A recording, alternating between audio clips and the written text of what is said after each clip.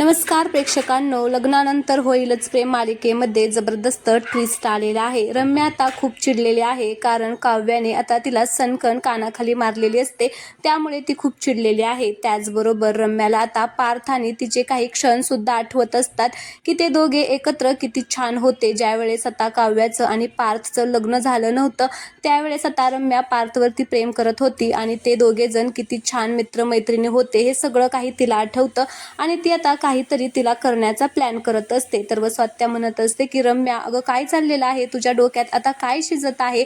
त्यावेळेस रम्या म्हणते की नाही आई, आता खूप मी सहन केलं, पार्थला मिळवण्यासाठी मी आता खूप सहन केलं, पण मला आता असं काहीतरी करावं लागणार आहे ना की त्या काव्याला चांगलाच आता धडा शिकवला पाहिजे।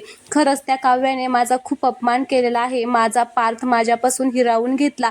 अगं मी किती प्रेम करत होते पार्थवर। तर आता स्वात्या तिला समजावण्याचा प्रयत्न करत असते, रम्या अगं जाऊ दे, आता नको त्याच्या नादी लागू, तो पार्थ तुला कधीच मिळणार नाही। असं म्हणताच आता रम्याला खूपच राग येतो। रम्या म्हणते की परत जर असं बोलली ना तर बघ, तू अजिबात आता तोंडातून एक शब्द सुद्धा काढू नको, एकदम शांत बस।